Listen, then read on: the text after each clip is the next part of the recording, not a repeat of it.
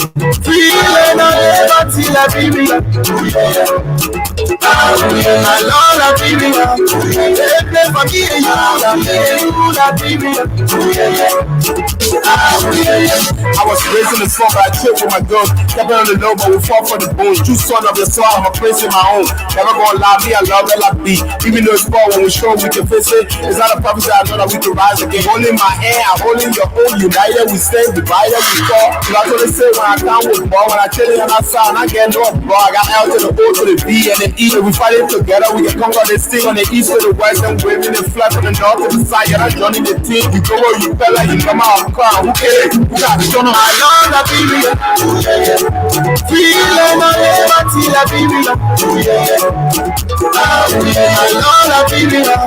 They play for me and you that baby. Mama was born, Papa was born, yeah.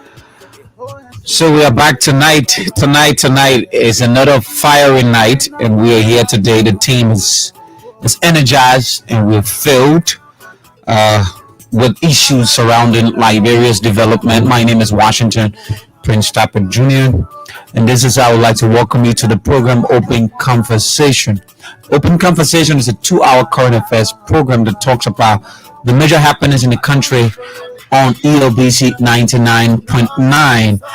And our in-house panelist is Mr. Thomas. Let me use this time to usher Mr. Thomas in. Good evening, and how has your day been? Good evening, my colleagues. It's been a good day. We've had a lot of activities today. So I'm excited being back here to inform our people what is happening, and also to demystify some of the myths that is out there that is kind of, painting a very porous picture of our administration, whereas there are a lot of good things that is going on.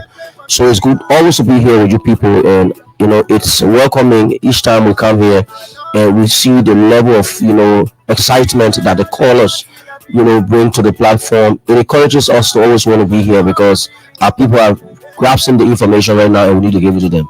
Exactly. So let's move over to Madam Chibo. Good evening and welcome. You look very beautifully ecstatic. You my hand. You know, say they say little people gentlemen. Oh no, man. Down there, you gotta greet Thomas before You gotta be jealous as a stranger. We giving Daniel. We giving. I think we giving Daniel. Say I am giving Daniel. Okay. Okay. So you refuse to be gender sensitive. She's I refuse to be. Apologize. I apologize. Openly, I apologize because even one thing that said ladies before gentlemen. I'm just adding your reminder up anyway. Okay, thank you. All right, so it's good to be here this evening again. There's open conversation. We always say that the conversation is open. Let's keep it civil. To all of you joining us, whatever way you're joining us via our social media page or from your homes, it's time to relax. When it's 8 o'clock, a lot of people are already home from work and already relaxed and ready to listen. Yeah, sure. Some people can just be talking in their heart. Say that one ready not to open her mouth over there again. But let me go and see. Somebody can call me hot pepper mouth. I know my hot pepper mouth friend is listening, but it's good to have all of you. Like I always say, Liberia is all we have. So we can have our differences, right? Yeah. But we should try to keep our country safe because when it's silver, it's safe. You can be on the other side. Join is on the other side. Paul is on the other side. Titi is on the other side. But at least we all belong to Liberia, and Liberia must be our focus. So it's good to be here again this evening. Yeah. And I'm going to start up with, we got three main issues to talk about today. And in case you didn't know, we will speak with the chief administrator of the John F. Kennedy Memorial Hospital, Dr. Jerry Fallow Brown. And for the first time since the Civil War, the JFK is purchasing her own drugs. Okay. Wow. Yeah. The first, I don't know whether it's 40 feet or what is the next one after 40 is 20. Okay, so what is the 20 is smaller? Okay. 40 is the larger one. Okay, so whether it's a 40 foot container Correct. or 20-foot container. We'll be hearing from Dr. Brown this evening. And how I want to know how they managed to do that. You know, how come they're doing that? Because we haven't heard, you know, that the JFK. All we know is, you know, JFK lives on donations from Correct. from partners. Partners. But this time around, we're hearing that this is the first time after the Civil War that JFK is purchasing her own drugs in containers, bringing it to Liberia. We're told that the first one has been offloaded today at the JFK, and 2 more are on the way. So we'll ask Dr. Brown later on during the program, just maybe 10-15 minutes from now. We will also speak with Presidential Press Secretary Isolo Kebe. We know that His Excellency has just turned on the lights in District 17. district number 17, my former district. Okay. And so I know the people of district number 17 want to know how that program went. And I can imagine the field because I lived in district number 17 before. I know how dark that very district dark. used to be. Very dark. Yeah, so there's so many things that are ongoing in district number 17. The roads, you know, we always had problems. The Banja Road was one big disappointment, especially during the rainy season. But that road is paved now. The one coming from also the one coming from Iron Gate is another paved road, but now they're getting lights over that. I just Can you imagine? understand why that district went blue. Because So you see I can imagine why that district went blue. the gratitude. So we will speak with Isolo Kebe, and we also know politics over everything on this show. So we're going to elections on November 14, sorry, and we know that there are somebody said, Talia, you were posted and said, you know, your friends are grabbing gripper and then you're having 2x4 investments, and a lot of people are not, you know, let me just leave it as it is. But we got two you know, political parties now in the race, 2 candidates in the race. There are lots and lots of endorsements all over the place. One of the big ones yesterday, we heard the Coalition for Democratic Change was endorsed, or President Weah's second term bid was not the second term bid anyway. Second term bid and the second round bid was endorsed by President Beasley. Yeah, but you gotta do it. You gotta put it in the way that people are gonna understand it, because the second Just term make bid. it easy. The president's re-election. Okay, yeah, that's it. The president's re-election, but that is in second term. But when you say the second term, but the second round, Anyways, The second term during the runoff. anyways, I'm putting it during the runoff. Second term, second round. Anyway, I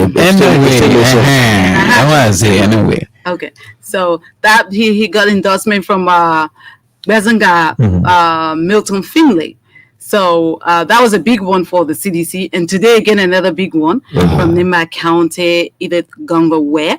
And we will play her voice and then we'll discuss that. So I think if you agree with me, we make that the last part of our discussion this evening. So it is what it is. What do you guys have to say before I try to get in touch with Dr. Brown? So you just talked about the experience that is currently ongoing at District 17. We've been saying this times over, that the president is actually directly in connect with what the people go through on a daily basis. I see this as a good move. Just imagine the number of young people who were born in a district without electricity, who were born in that district with very bad road networks. In fact, there were times when people would not prefer to move in those areas because they felt that those places were completely cut off. When I was coming on this platform this evening, I was following the live, and I could see the excitement of the people. Who is better than what? Just listening Exactly. to that. Better. Exactly. You could see the old mothers dragging themselves, beating pots and all those stuff and chanting the president's name. The little things you do for the ordinary people goes a long way in their hearts. So I just want to say kudos to the president for recognizing, you understand, that District 17 is also a part of many other districts that are currently benefiting from electricity today. You know, I was in this. You want Yeah. I just wanted to add up to. Anyway, from that side, so you know more about district number 17. I know That's more. 17 more. No, he's not in 17. No, He's I 16, have right? I have properties in 17. Okay, so when you're from 16, it's easier to know It's a about stakeholder. something. I think 17 and I were intrinsic. So I have property in 17. Okay. Yes, so that means anytime soon I'm going to be dwelling in 17. Okay, good. Yes. So you already have electricity. So what I wanted to say is that because I am in 15 now. Oh, you're in 15? I thought Yes. you were in 16. Yes, I'm in 15, but I do all of my activities in 16. I was in 16. I moved to 15, but I'm going to 17. I know you. I know you- You can make me a liar. I know where you go is 16. It shouldn't be 15. Or is it 15? 15. So I was in that- 16. Okay. Yeah, but I'm Okay. going to 15 now. Okay. But here is it. You see a couple of times. Let's have a flashback, right? I think we were here when the former ruling Unity Party promised the Liberian people that upon Monday. upon their ascendancy, they're going to electrify the entire Monrovia. Monrovia, yeah. You understand? So the Liberian people gave them the contract to improve the livelihood of the ordinary people, giving them the national responsibility. 12 years of leadership could not directly affect most of the cardinal sectors Yeah. in the life of the people. Now, with all of the flows of donor funds and all of the monies from our international partners, and with everything that we saw investment into this country, District 17 that is just right stone throw could not benefit electricity within cycles of 12 years. This is what many a times we used to sometimes we used to call the government's attention. In Cardwell, they did it.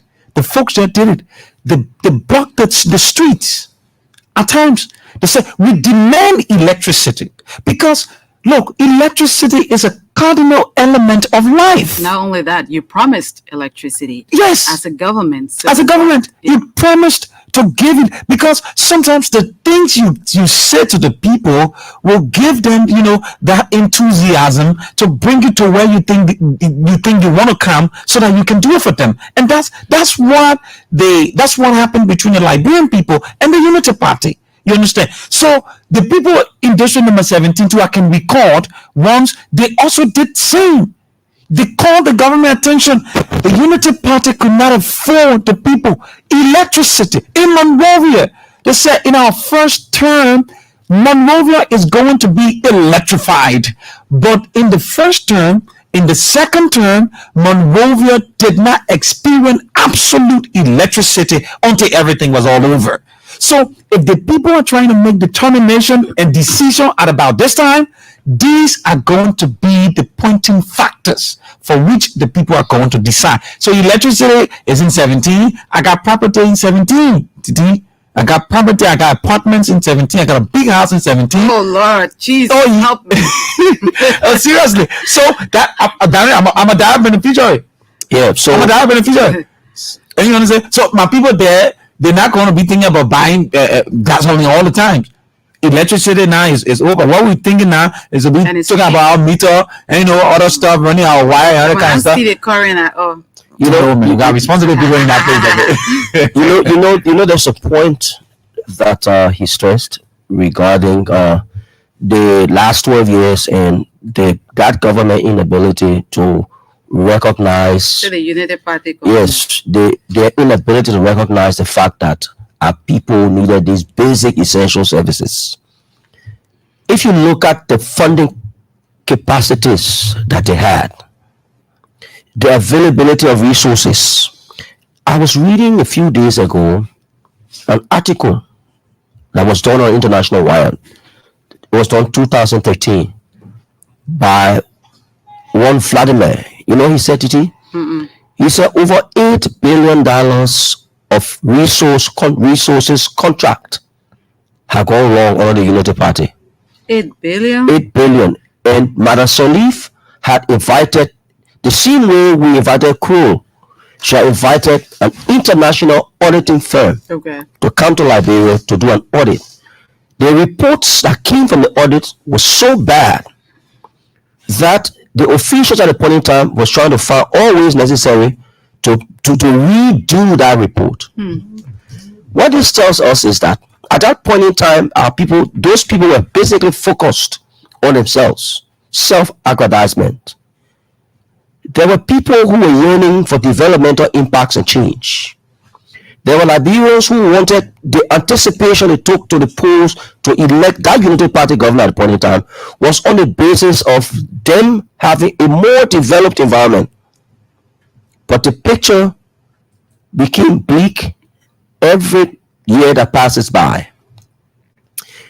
To say that people could not have access to LEC at the point to LEC electricity at that time, when we received over $200+ million from the U.S. government to completely, or how you call it, bring up to speed the White Plains hydro.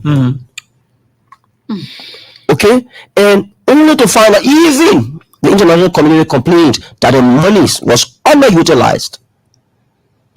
It was this administration that had to come within the same 6 years and undo and redo properly some of the mess that was left by this administration. How can we even start to equate the hundreds of millions of dollars that were available to what we didn't have at the point in time when we came as a government, and what we had to scrape off the different places, depriving TTG, depriving Daniel Thomas of the immunities that comes with your office, but so as to be able to address these challenges.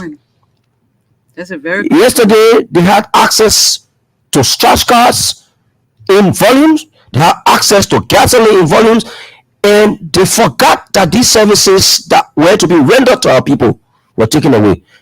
Now they're asking us, how come we me, or how come the country is out, when they're forgetting to know that the road projects are being done, part of the road projects are being done from the cuts that went across to TT, to Daniel, to whoever.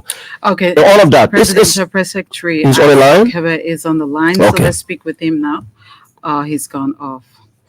Okay, let me try to see whether I can get him back. But in the meantime, can I finish? Yeah, sure. Go Yeah, ahead. go ahead. When he's on, I will let you know. So none of us lives a life of luxury today, but guess what? Our contentment to see our country develop, even in the harshest of realities, is something that Liberians should see and know that President Weah is indeed. Okay, let's have it. Presidential Press Secretary Asolo Keba is on the line now. Mr. Keba, good evening. How are you? Good. Very good. I hope you are also good. I'm wonderful. Thank you. So we know that His Excellency the President has turned on the lights in District number 17, Montserrado County. Tell us more about that. How did it feel like? What signal did you get from the people of District number 17 after that happened tonight? Well, basically, I can't say exactly what it's like or what it was like, but what I saw on the faces of the people that were around or the press beneficiary is nothing but joy. Just put yourself into a situation where you have never seen electricity since you were born, because most of our services were disrupted since our civil crisis. And that region, besides probably lights from personal generators, for almost 13, 14 plus years, there has never been anything there, electricity from LEC power source that they have benefited. So, I mean, they were all excited, and so they were more than excited, and I mean, the songs they were singing, the physical experience, it tells you that they are more than happy that this has happened. And this is in fulfillment of the president pledge during the campaign tour when he went to District 17, where he told them and mandated LEC to make sure that the people have electricity within certain time frame. And today, when you switch on the light, it's just a replica of the Bible where he said that there'd be light, and there was light. And tonight, we have like 1,000 homes benefiting from tonight. And within the next 5 to 6 months, the entire District 17 will have light. from electricity for electricity source. When did the president make that promise? Like I said, during the campaign tour, when he visited District 17, and he told the people, because that was the major concern of the people, that the lack of electricity, was impeding a lot of stuff in that area. And the president himself knows what electricity comes with. Not just ordinary life for you to be able to see, but you have securities and also some sort of economic empowerment. People who have their homes that are being rented, the prices will go up because everything will reciprocate to what is unfolding. So they are more than happy that today they have LED lighting source. The electricity they have is not from other people's homes that are renting out generator to them, but it's electricity that they're having from LEC. And so it's just tell you exactly that the president is mayor of the world. You told them within a certain time frame, this way you have electricity, and today they're enjoying electricity from LEC source. So I know I'm going to ask you this question. It has nothing to do with what we're talking right now. You said 1,000 homes have been, electrified tonight, and within the next 6 months, the whole of District number 17 will be electrified. We know that campaign has started already for the second round of these elections. Do we know, and tell us if you have any idea, is the president getting out there again to campaign? Yes, indeed, the president is going to tell the librarians, just as you have been saying. Yes, we have done a lot, but we still have more to be done. He's going out there to be able to reassure librarians that, he's the best candidate or to what is unfolding. Because if you look at the two candidates that are going for the runoff, yes, you agree somebody has been in government for the past 42 to 50 years in government, but he never had any experience of being a president. And the only person who has experience of the presidency is President George Manawia, the veteran librarians. Yes, we have started this together. This is time we end it. That what you veteran librarians, yes, I met you, I interacted with you, I heard your concerns. I know what you need. Is he going back to the counties? We see you getting a lot of endorsements these 2 days. Are you complicit with that, or are you trying to get more people on board? Well, I think what the president envisages is to make sure that Liberians, no matter where they find themselves, whether home or abroad, can buy his agenda. And so the president is not complicit. He's not excited for what is happening. He wants to do more, and to do more, you need more people to be on board because no one is on the island. So yes, indeed, the going to be going out to pay. I cannot tell you that you go to every part of the 15 counties, but you visit most of the counties to tell people exactly what he has to do, what he needs to do, and not just that what he wants to do, but he wants to rally them to join him to do that, because with their support, you'll be able to achieve what Liberia needs to achieve. It's not about him, it's about the country in general. Thank you, Mr. Kebba. Thank you so much for speaking with us. Thank you. Okay, then it's good that, we spoke with him while talking about the lights, and you can just lend your thoughts on what Solo has said. So Solo basically pointed on the general feeling, of the population of District 17. And this is something that we must be able to recognize in terms of moving our country forward. I've always said to people that the development any country enjoys is basically focused and directed on the mass of the people that inhabits that country. It is not a few wealthy people that development is basically concerned about, because that class of people can easily migrate to a better environment. But the people that are concerned with that very geographic have to be there. So we cannot be in a country that will still live in the 19th century. This is the 21st century, when technology has evolved in a way that it has revolutionized all of our different activities. To see Liberia, a nation that is one of the oldest nations in Africa. Africa's oldest republic. Okay, all right. To come to see our country still talking on the issue of electricity in other parts, and people are celebrating when these things are happening. It tells us that the politicians in the past had only themselves, have not helped the people. So here's a man who lived through the consciences of the challenges of yesterday. From a boy, grew up in the slums. Today, as president, he's recognizing just under 6 years, not just in 6 years, but 6 years of Herculean challenges, both international and nationally. He didn't waver in his tenacity to deliver. He kept pushing. We saw when COVID came.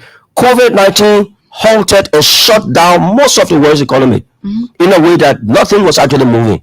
But this government, I don't know how they did it, but they continue to propel on.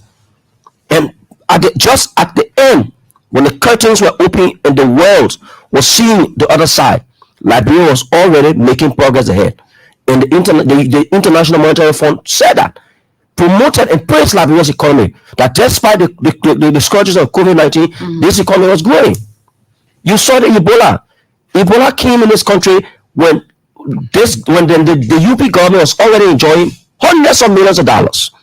Additional monies were sent.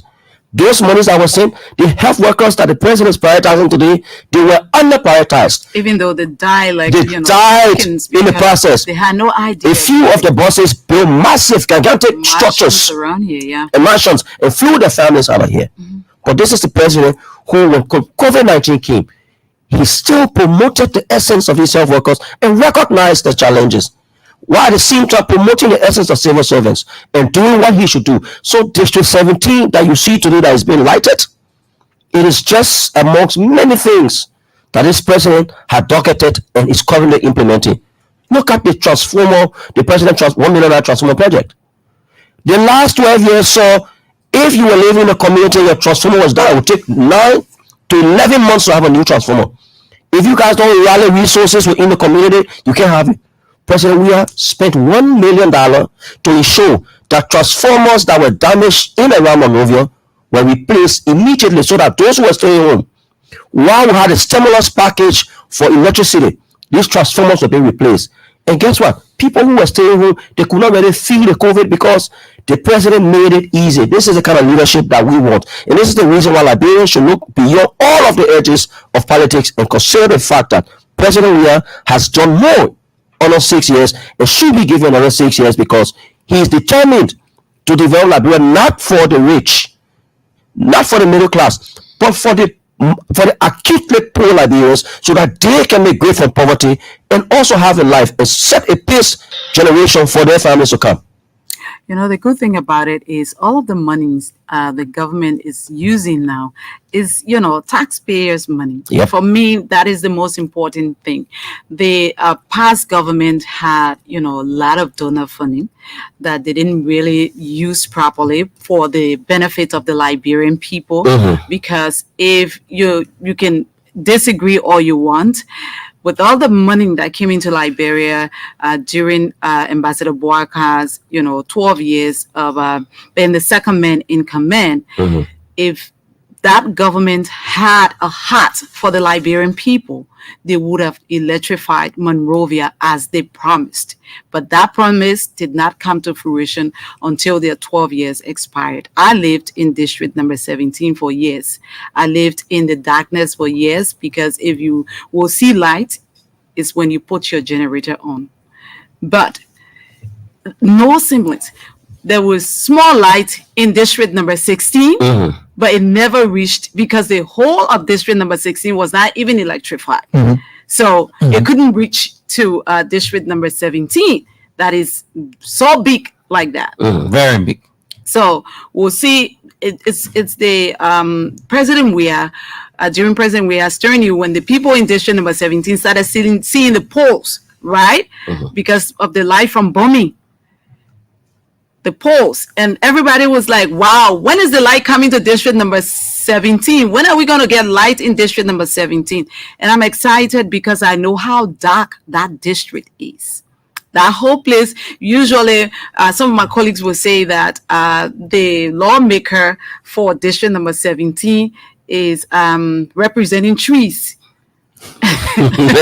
Exactly. because because no physical development. Yeah, and the place is like, it's a almost a Congo settlement where you have vast, trees growing all over the place. Sparsely distributed homes.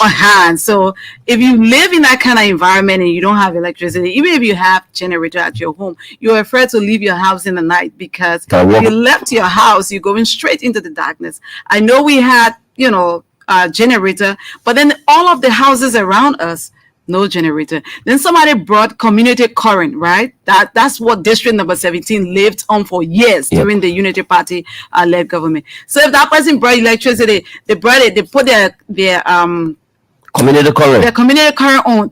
We have to pay before we get $50 the current. per arm. You pay the $50 for one arm, but if the current doesn't come when the month ends, you don't pay again. No refund. Yeah, no refund. But because you want electricity, you will pay. And there are just times, imagine. Imagine that. Wow. There are times that main generator will be down. All of us have to be in darkness. But when the month ends, we have to still pay. Yeah. But today, those people in district number 17 have some relief.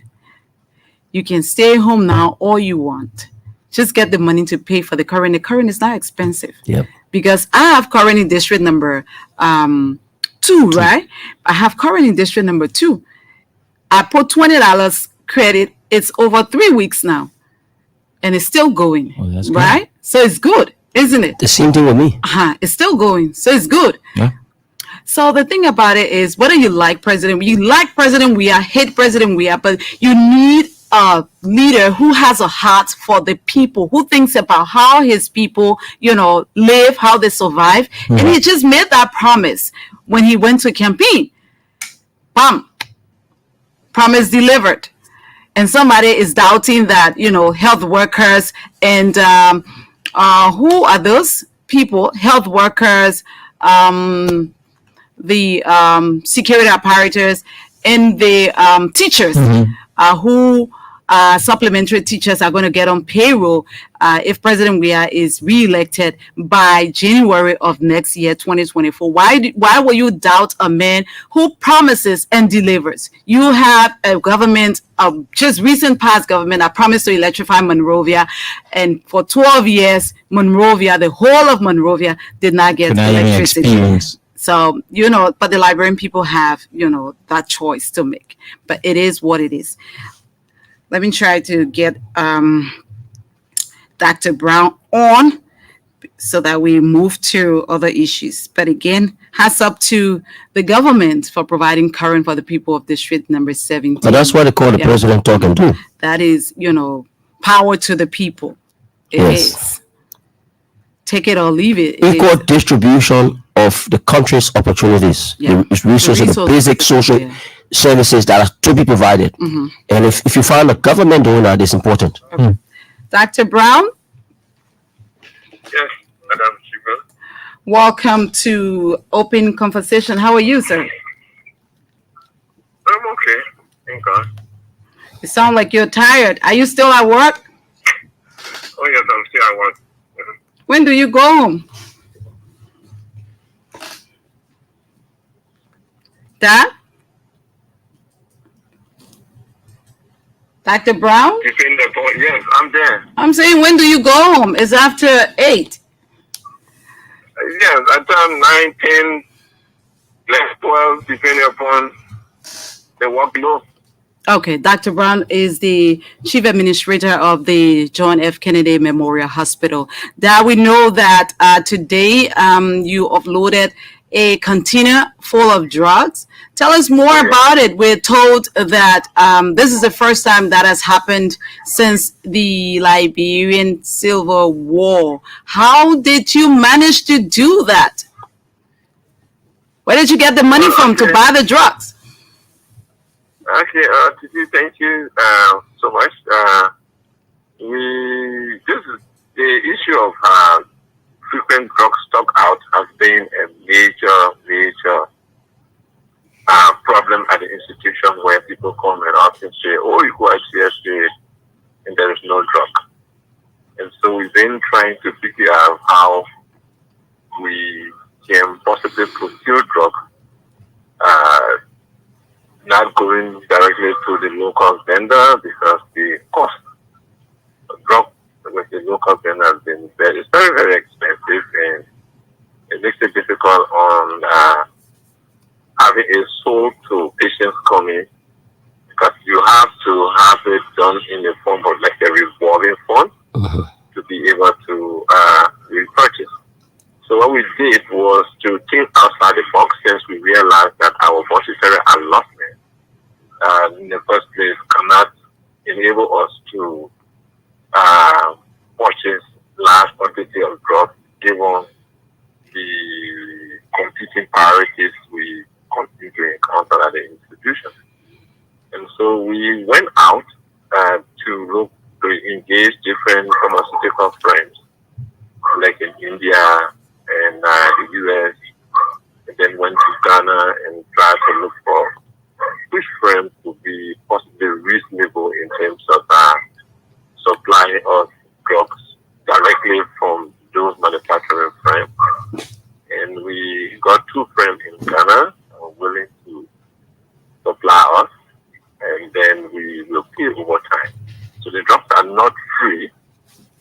They will give it to us, and then we manage it appropriately, have it sold, and over time we repay them for a period of time from from what we generate from the drug as it's been sold, and in addition to what we obtain from government as our budgetary allotment. The portion within it that goes for drug would also help to supplement the amount we will charge patient with. But these are not free drugs, definitely. And so we have to keep our eyes on and ensure that we obtain the money to pay back the vendors that have given the drug to us. So in the first place is trust. To be able to trust the administration, the current administration at the institution, and say, okay, we think we can trust you, and we give you these things, but ensure that you pay us over a period of time. So we have between 3 to 6 months to pay back the money, pay back for the drugs. Because one thing for sure is never at any one time we are able to have the full amount to pay for a large quantity of drugs. But one thing for sure we can certainly do is to pay in installments over a period of time. Okay. And we have to talk about, they have to come to study our capacity to raise funds, and also look at our financial system. All of those things were taken into consideration, but it did not happen in a blink of an eye. Did they do that before giving you the drugs? Yeah. Yes, we have to discuss all of those things. This is something we've been discussing over time. Okay. And then the other thing we've done is to engage local banks within the country to see whether we could get one or two banks that would be willing to give us a loan. Okay. And we use the loan to purchase the drug, and then the bank will then we pay directly to the bank. So that's the other option we did study. And we saw that that was also feasible. And so we decided to go for the best option. And the two friends in Canaan trusted us, and one have sent the initial supply of oral commodities. For now, it's oral medication, meaning the tablet. So those like amoxicillin, paracetamol, the hypertensive drugs, diabetes drugs, and you name it, okay, together with syrups for pediatric age group. The next consignment is going to be the other drugs that we put in the vein, meaning parenteral. Intravenous. And then the next supply is going to be those other assorted medical things that we use to care for patients, like IV tubing, syringes, folic catheter, and the other things. So one thing we want people to know, while we try to ensure that we have adequate supply at the institution to cater to patients, these are not free items. Okay, let me hold you there a little bit. That I hear you, re-emphasizing that the drugs are not free. How how is it? How is this whole process going to help the ordinary people? How different is it from what we've been doing? From what you've been doing? What we've been doing. So, for example, there's one of the major commodity or drugs used by our internists in managing some of the patient is called mannitol.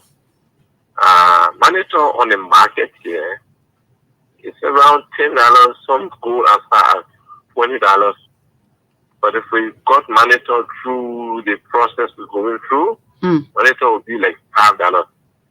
Okay. If you went out to an other pharmacy, you'd be paying higher. Okay. So most of the things we are drinking will enable us to have costs less than what we used to do. So with the drug coming in, we are also studying our price list to readjust and come up with prices that are affordable. So that's the other advantage this is going to bring to the institution. We have prices now that are affordable. Good. People can afford them, what we're going through now. Great. My next question will be, in the past, there have been reports of doctors, nurses at the JFK stealing drugs, and carrying them out to their personal pharmacies or personal drug stores. And when people went to JFK for treatment, there will be no drugs. But then when you go to it's a pharmacy right across the road, you will find the drugs there, or you will find it in other pharmacies outside of JFK. How do you intend to protect, the drugs you bring in? Because like you said, it's trust issue. If you can pay back the money, then you wouldn't have this opportunity. And this is a big relief to the people of Liberia if you will have drugs that is sold on the market for $20, but when you go to JFK, you can afford to pay $5 for such a drug. Yes. So before the drug came in, we been engaging. It's a long-term process over the past 3 to 4 years. We've been engaging partners to work along with them. The first thing we did about 3 years ago was to engage USAID and ask them to come with consultants to work along with our local team and come up with a tracking system and improve our supply chain. And we'll be able to track the drugs as we move the drug from one segment to another until it gets to the patient. So we first did that until I think it was last month that the entire program ended, and we also developed that system is being computerized now. So in my office, for example, I can look up that program and will be able to know once those things are placed into the program, I'll be able to know how much cartons of amoxicillin is still there just by sitting in my office. Okay. I've mandated it. And as they move out, we put it in a system to monitor it from the warehouse until it gets to the dispensary, until it gets to the patient. Okay. So we just have to be vigilant.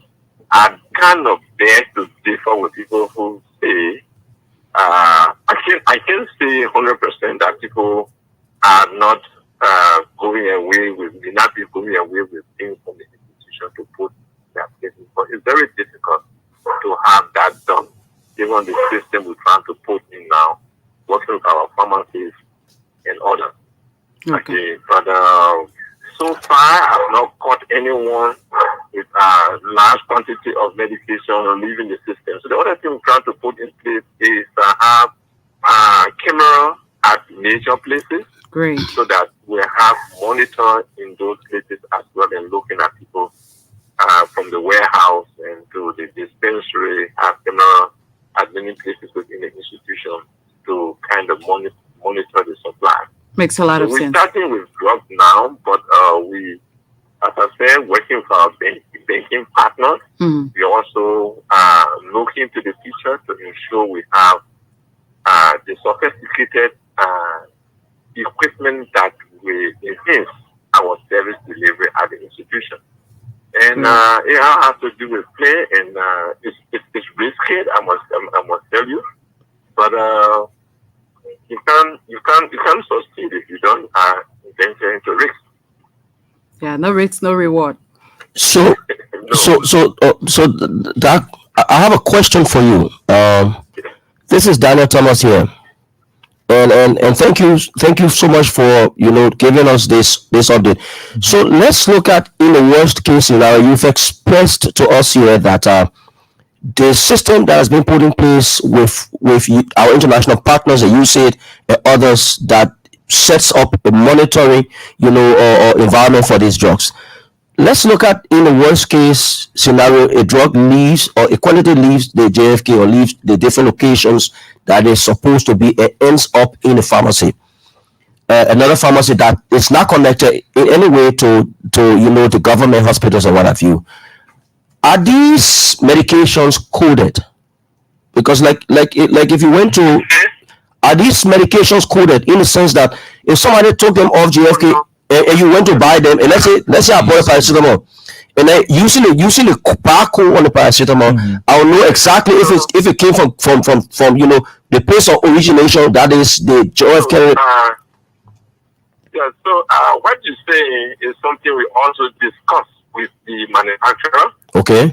The next concern, because this the first one, they are kind of testing us to know how well and how sincere we are going to be in how we're going to pay them.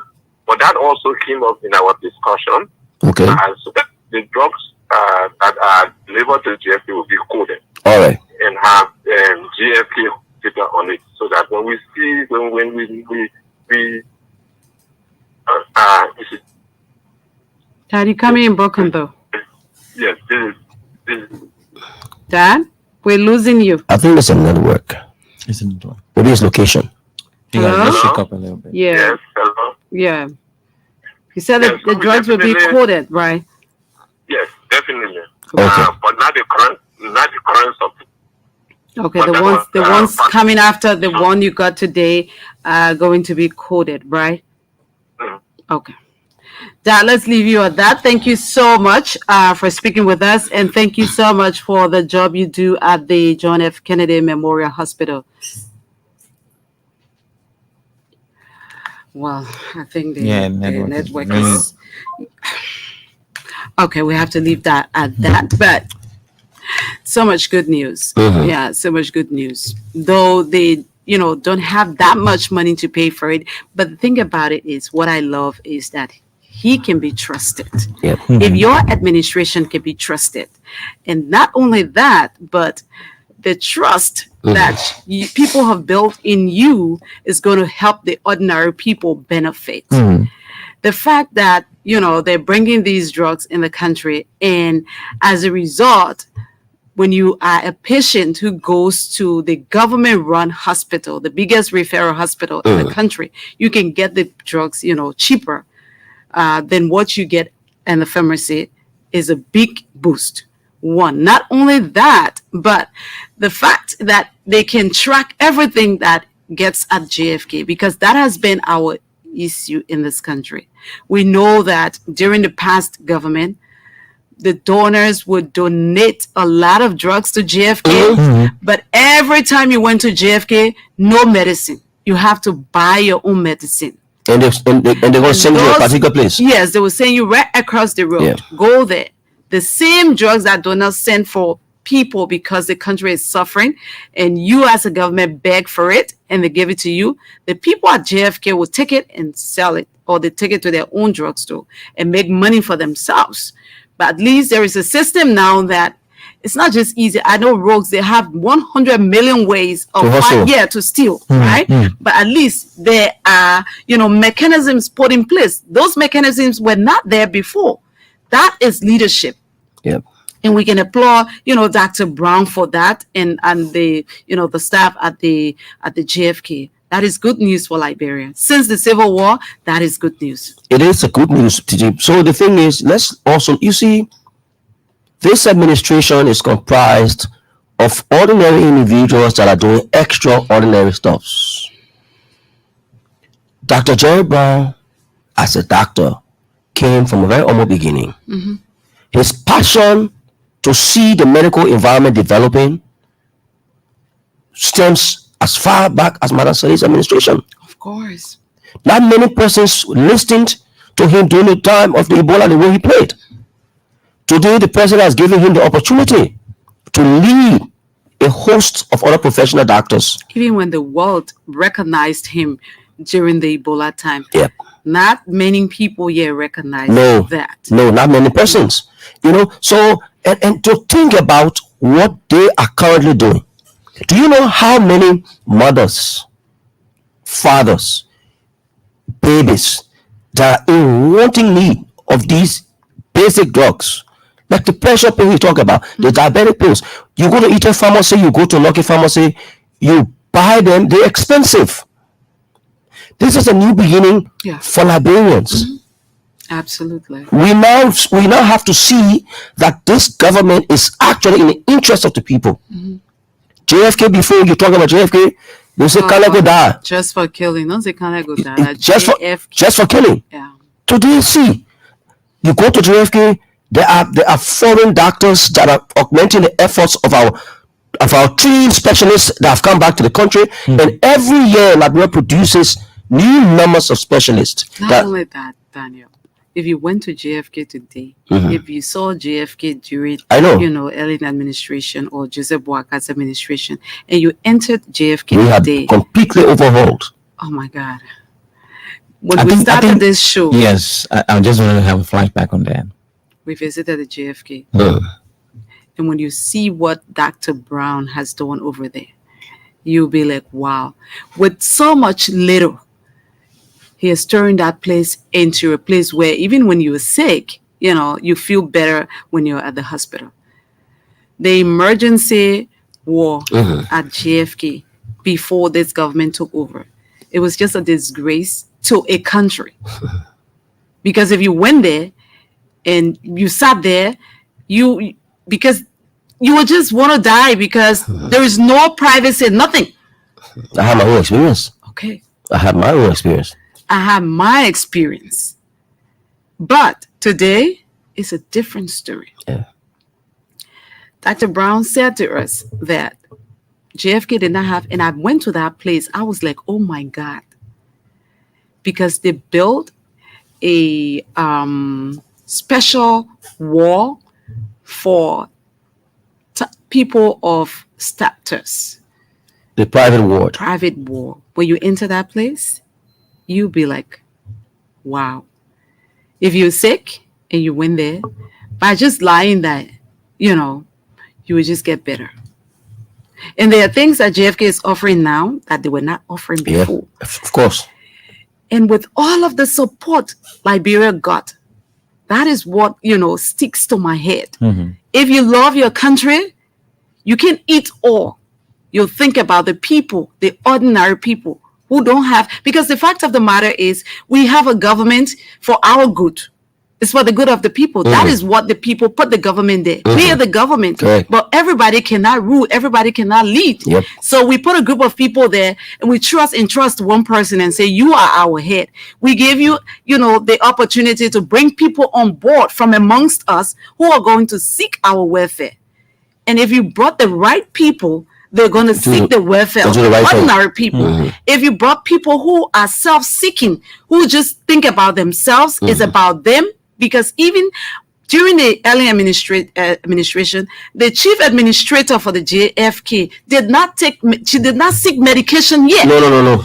It's a disservice. She didn't do that. Of course, I don't know. No, she didn't. It's a disservice. True. When it's Scott Madonna, no way. Top brows, in government did not go to JFK because it was a mess, total mess. Yeah. And there was so much money, coming to JFK. How I wish, that kind of money was going to JFK at this time with Dr. Brown sitting over that hospital. That would have been a medical empire. I'm telling you. Yeah. But, God has a way of, doing his things in his own time.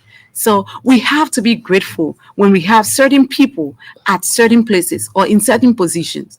And Dr. Brown is one person, who President Weah has sent to JFK and who is a lifesaver indeed. I met Dr. Brown for the first time during the Ebola time. I went to ERWA hospital. My first time, I didn't even know him. As a reporter, right? I did not even have, we didn't even know when Ebola came. We didn't even know how desperate and dangerous that thing was. I was Sanders, and I went to cover a story because I heard that other, few persons were being put out of the, how do you call it? The quarantine. Yeah, but they have a way of calling it. They were putting people out. And then we just went, I went with another reporter. Is that the intensive care or something? Yeah, something like that. So they were putting this group of people outside. So it was big news because I think it was the first time they were putting people outside. So all the journalists, those people that have gone through the treatment, because people wouldn't survive easily like that. So they were putting the first group of people outside, and I went there. I just like to say this thing because it's very important. People are just, when you see a leader, you already know them. We went to ELWA hospital and we were out there waiting because, at that time, you just get big news. Yeah, we're just waiting for the news as journalists. Behold, the person who was standing there was Dr. Brown. We didn't even know. They brought a group of people in the pickup.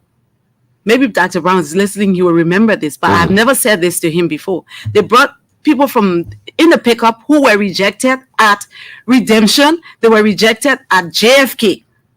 A family. The family live right. I can still remember. They live in St. Paul Bridge, and they brought them in a pickup, and they were just in the pickup because when you got Ebola, nobody wants to go. No. So their family members were saying we were rejected. They were rejected at Redemption. They were also rejected at JFK. They said no bid. Yes. They said no bid to Redemption, no bid to JFK. The only place we can come on here.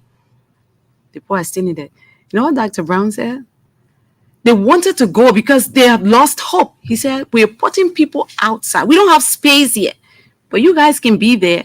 When we put the people outside, then we can take, you people. And you know that family survived today?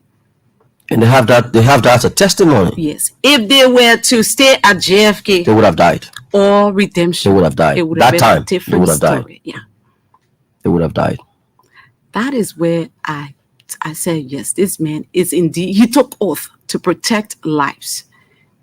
He took oath to protect lives. There are some doctors who we know about during, the early administration. They didn't really care because if you care about people as a doctor who took oath to protect lives, if drugs come into the country, you will not sell those drugs. You prioritize the people that are supposed to. Yeah. But that's the reason why, in fact, let me tell you, that's the reason why the president had to now merge the National Drug Service under the Ministry of Health and JFK. You know why? Because when this government came, they realized that the NDS at that point in time, all of the stocks that were coming in, they were using that for their own personal. Oh yeah.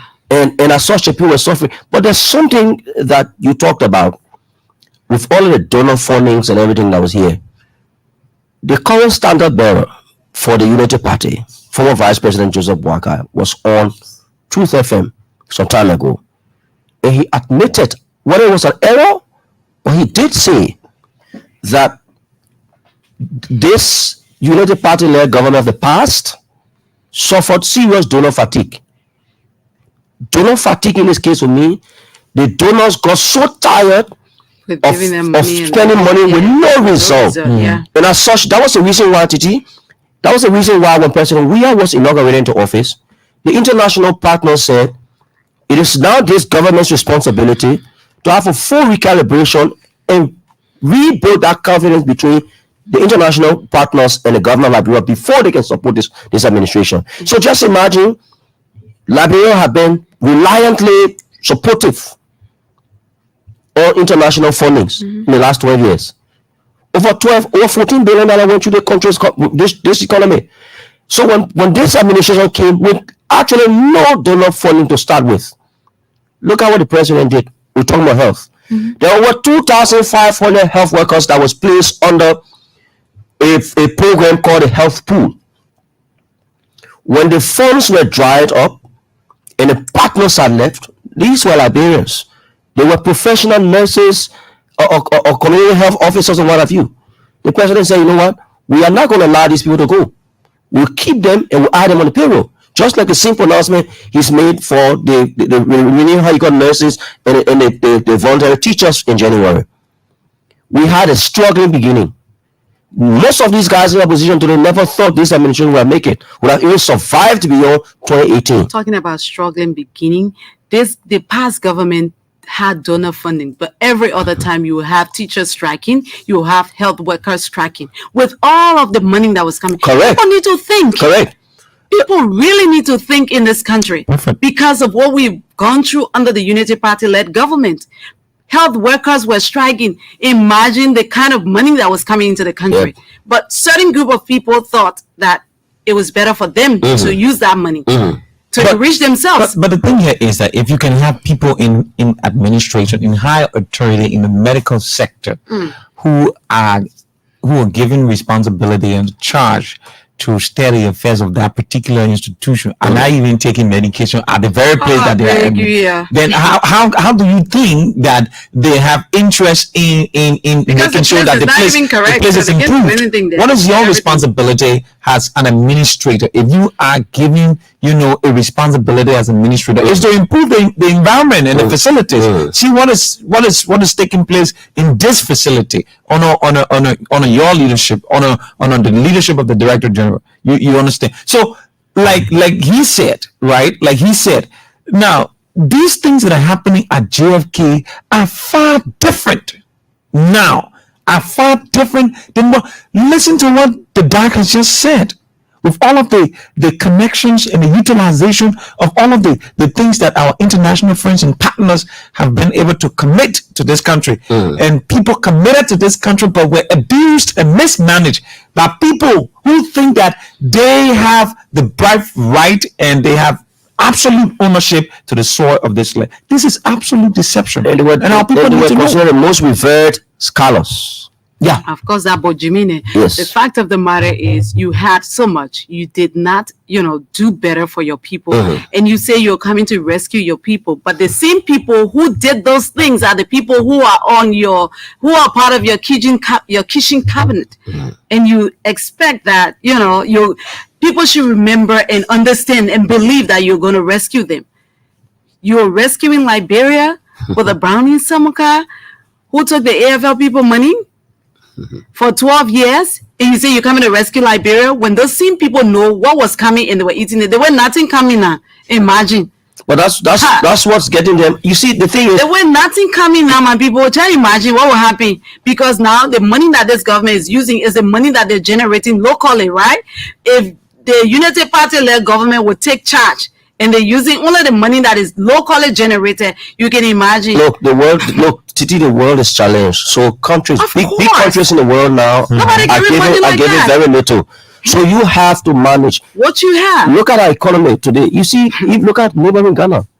Ghana today is having serious economic crisis. Absolutely. Neighboring Sierra Leone, similarly. Neighboring Guinea. But they tend to wonder, how are we managing? Yes, our people complain. All the countries, you see, these opposition, the Unity Party, they've brought this whole painted mentality that President William must be removed because the country has. We cannot replace the argument in a better form. When has there been a time in this country when the country has not been hard for ordinary people? At least today is better, because the ordinary people, in the dimmer of the hardship, they see that there's hope and there's opportunities. They're not striking. You had all the donor funding. People were striking here every other time, because what was coming was for you. That's what former Vice President Bwaka calls squandered opportunities. The opportunities were there. They squandered everything, and you bring the same people and back who squandered those opportunities because the money's finishing now. The monies they took, finishing now, or it's already depleted. Of course. So Adaba Cook, they need to hold on the power to refill the bank accounts at the detriment of Liberian people. Ordinary, already suffering. For how long will people continue to live in abject poverty when there are opportunities? How many Liberians knew that they could have access to free public university? And the last 12 years it wasn't possible.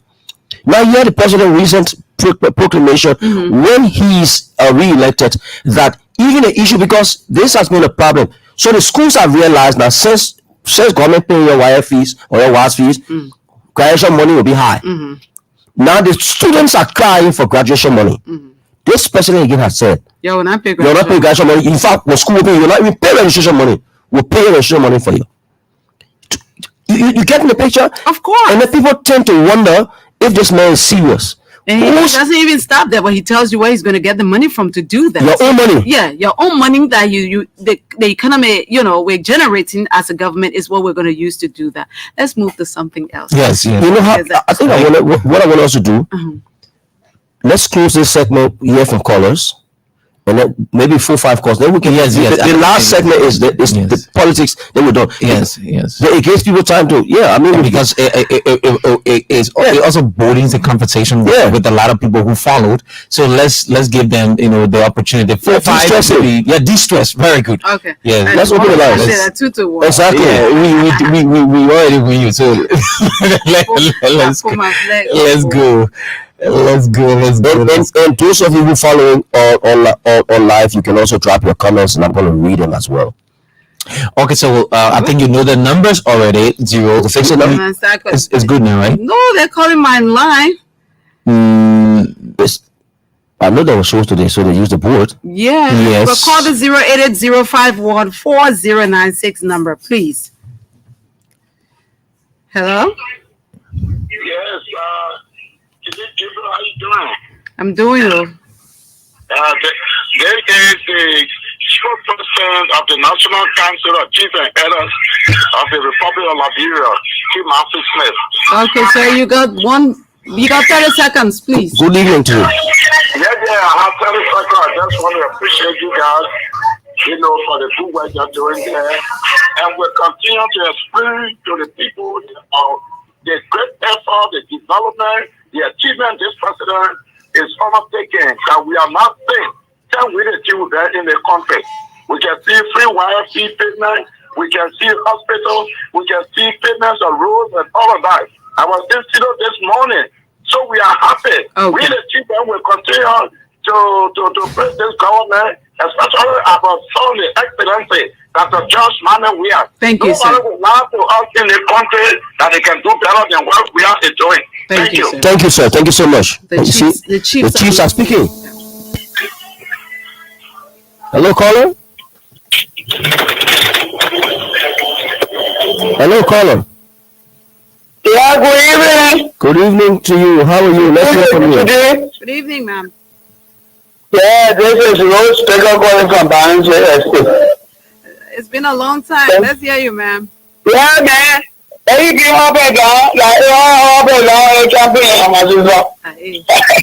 hear from you. Because we know we can get our president secretary to do what he been doing best. I don't care how anybody says, but we are going to win. Baby, that was next time. The right power, but look what they are doing. I said, I'm PhD, I couldn't believe it. You saw it, People, they have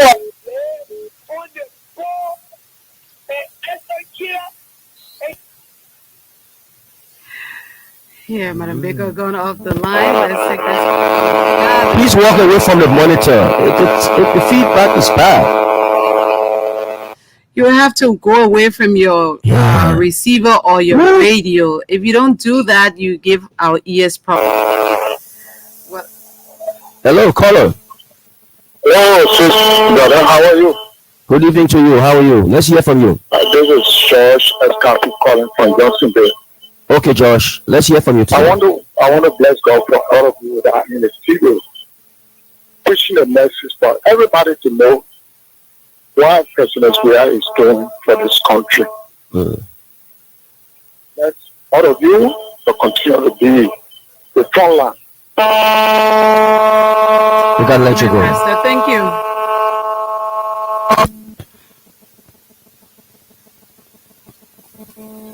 Hello, caller. This line is really becoming a problem. I don't know what's happening to it. Call us on 0770 1926-96, and you'll be live on Open Conversation. Our line in the studio seems to be very bad. 0770 1926-96 is the number you can call, and then you'll be live on Open Conversation. I told you, I say our callers, and I used to call in time like this, but small here can No, it's okay. No, it's okay. It's better. Should we leave it at that and continue? With Yes, let's leave it at Okay. that because we have the next It's 30 the other person minutes. will be missing you. Yeah, so Morning. Oh, sorry. Good evening. Good evening. How you doing? Good. That's calling from Congoton Pizza. Let's hear you. I just want to appreciate you people for what you people are doing, spreading the message around town, because more people are not open to the social media thing. So it's okay. with the kind of information, the kind of good work that the president is doing for this country, where people want to lie to us will not be carried by lies. You know, like for the kind of development that is undertaking in the country that we never seen for the last 12 years. We've seen it in the 6th year. I really want to appreciate this president. We'll work towards it, and we'll make sure we re-elect him. Thank you, sir. Thank you. We'll take two more and then we go to the next the topic. next conversation. Hello. Hello. Yes, my name is King Ashara and I'm calling from 72nd. Let's hear you.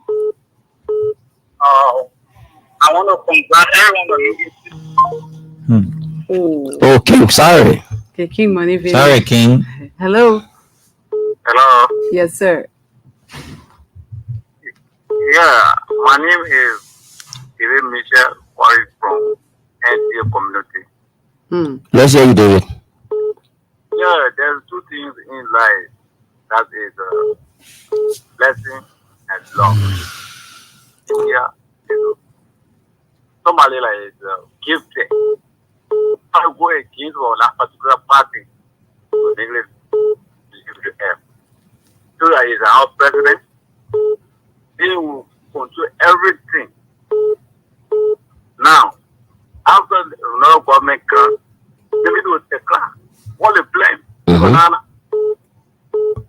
Hello. Yeah. Okay. Now the school fee is free. Wire fee is free. But later when they come back in the second round, they say, okay, registration is free. So all these that things are supposed to happen before. Now this time there is a set of people polishing it. For a lot of people, a lot of opportunity happen to 2005 all the way to 2026. Oh, the money feeling too. Because Okay. so we hold the calls for now, and then I think he was making a good point, a salient point. He says, the things that are happening now, if the Unity Party-led government had done those things, this government will be polishing and doing more. Exactly. But again, this government has to start doing that. I'm sorry, we're not taking calls. And if it's Chakla now, call him. If you put different government there now, Yeah, with they will Chakla, and they will never continue. So let's just use the next 5, 10, 15 minutes to talk about The latest, The next 20 minutes. So in the next 15, 20 minutes, we will open the lines for you to make your input. We're not taking calls anymore. I'm sorry. So let's play the clip from Madam Edith Gangogwe, who endorsed President Weah's second term bid, and then we start the discussion.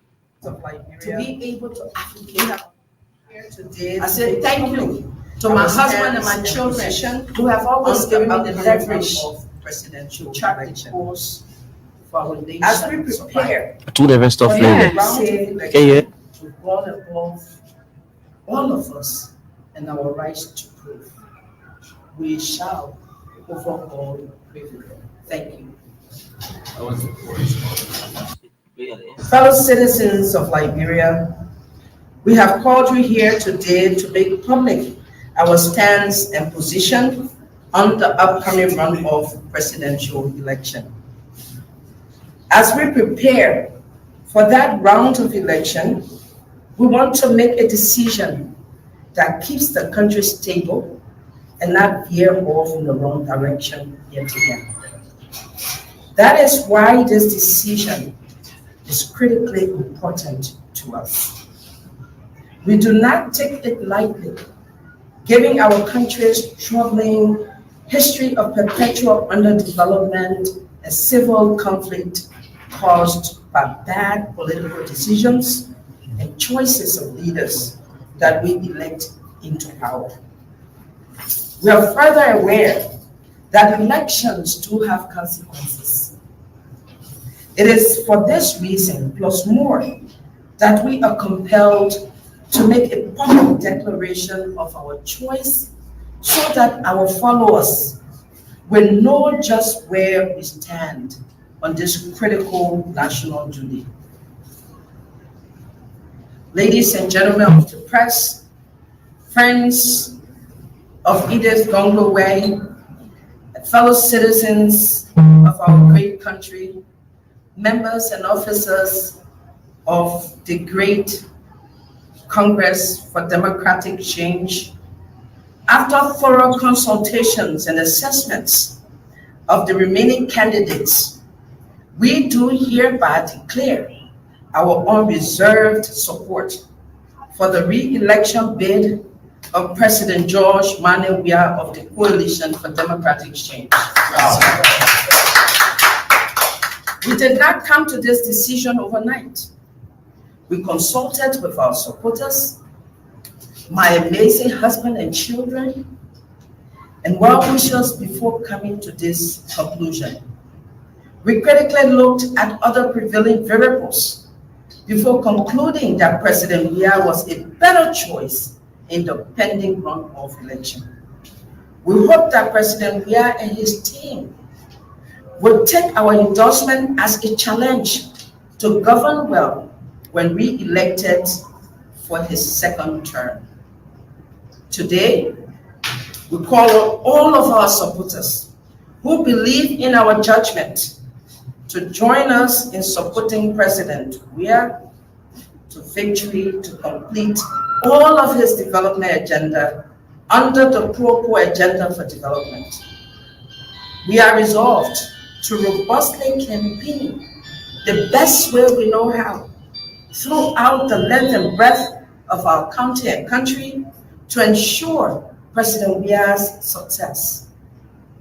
We shall spread the CDC new message of national reconciliation, reconstruction, and renewal in the second term of the president. We want to take this time to thank all of you, and we say thank you to the Fourth Estate. Thank you to my supporters, officials of our great movement in IMPA that has caused us to continue to be a force to reckon with.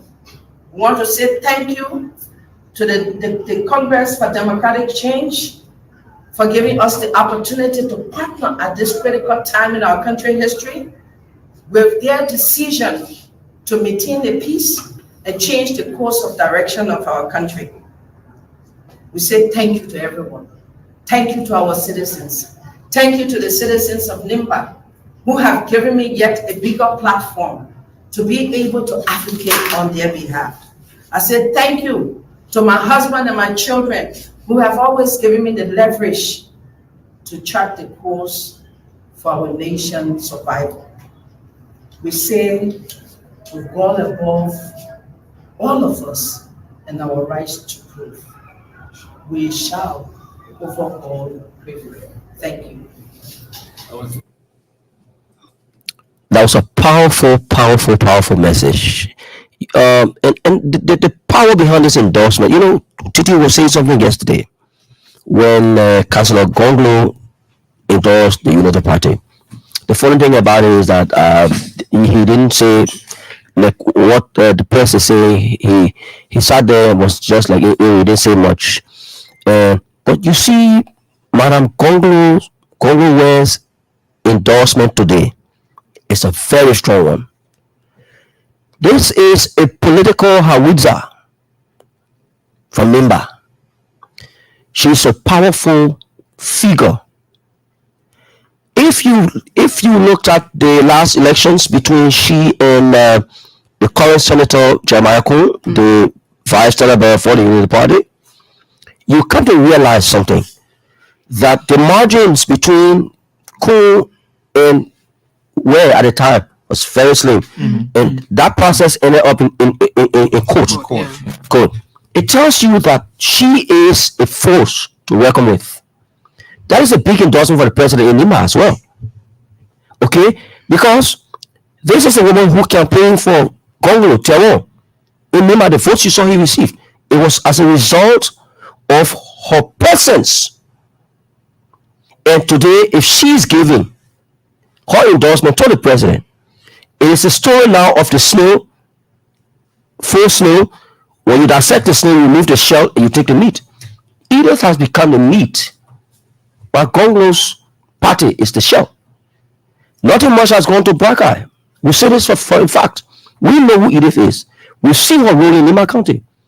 She reminds me of Kotu, the former education minister under Madam Sali's administration. Emmanuel. Yes, the education minister, remember? 2005.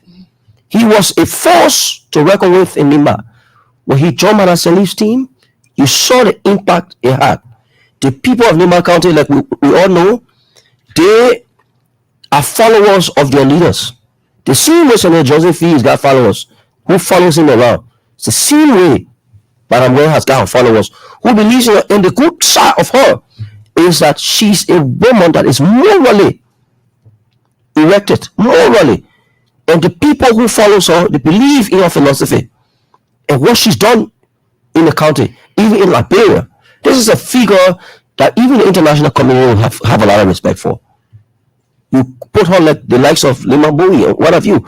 When Madam Solis, the administration were looking at females, these were people you were counting. So this is a good move, and this is a good opportunity for us as a coalition, for us to be able to now move back in Nima County and correct what seems to have been an error.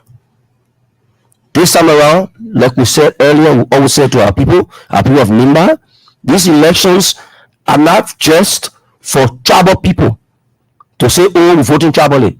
It is for development to continue. Personal development and not development.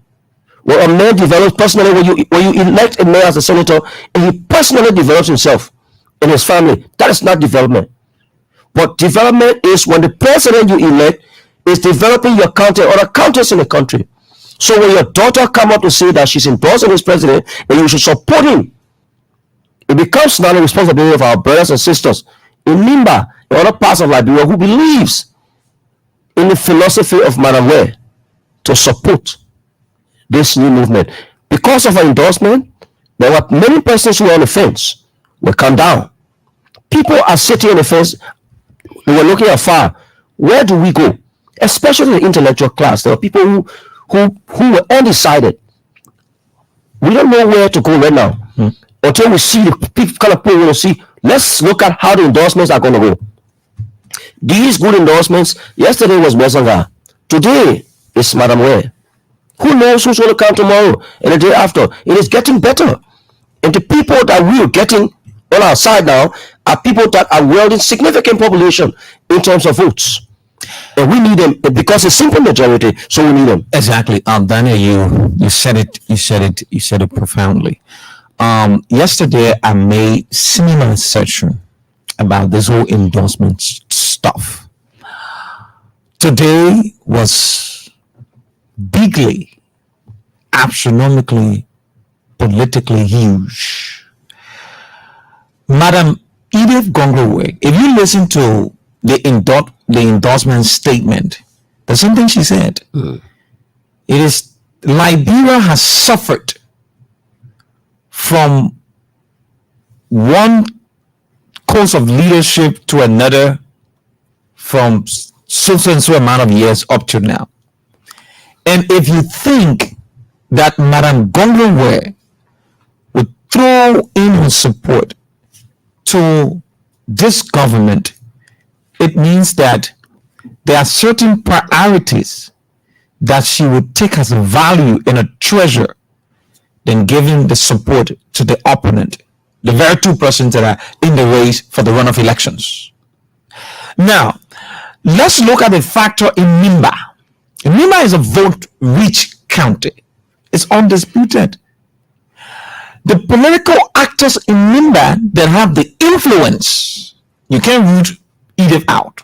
No, of course you can. You can't rule her out. It's not possible. She has the political capacity. She has the political weight in Nimba County. So like you said, Daniel, those people who stood on the fence and who are watching and waiting to see where our political, and she spelled it out. She gave reasons why the decision that was made today was made. She outlined. She said some intriguing things in that statement of endorsement. Why she couldn't? No, this is democracy. Somebody could say, "Oh, support the other party." Her brother went the other way. She said, "No, I am an independent person. I know exactly." And yesterday, you saw the endorsement. Gongo was inactive. Very quiet. It was inactive. He didn't even know to see the workout because it said that it was based on it was done based on pressure or whatever. The reality is, we were talking about the post-draw finish. I think the phone. So we better be sure that. You see it, right? So you see it. So Nimba now is going to be a place that political strength and political weight are going to be applied. The people now are moving into different directions because their sons and daughters.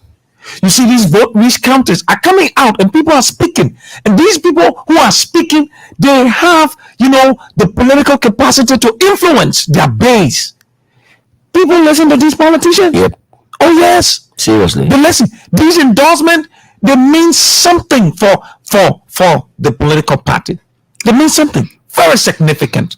So it's a big one there for the CDC, a very big one there for the CDC, honestly. Okay. So,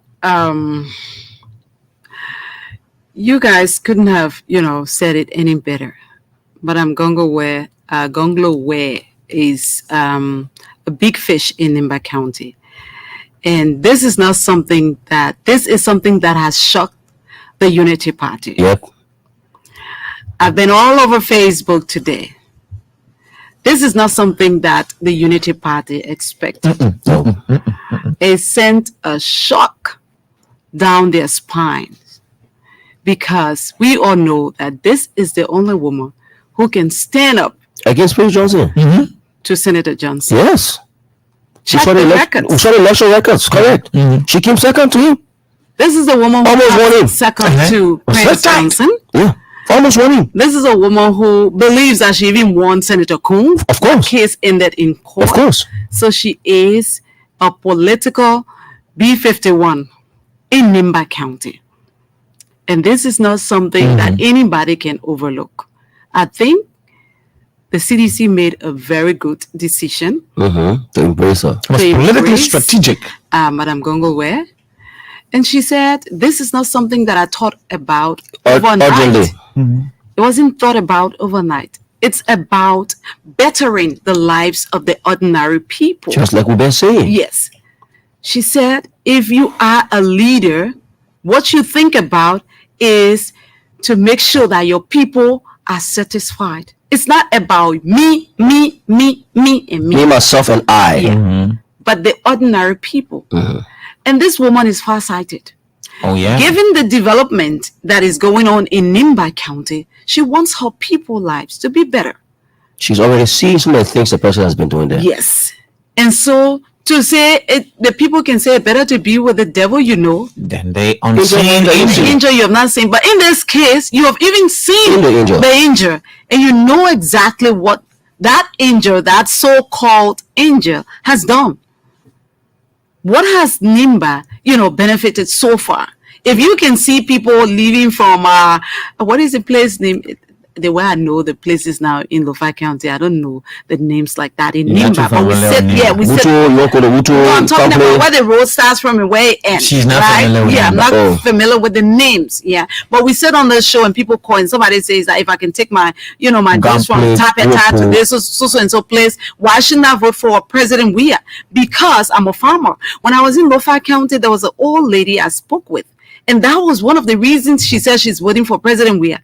She says the road leaving from Bambon County to Salaye, it has, given them a relief.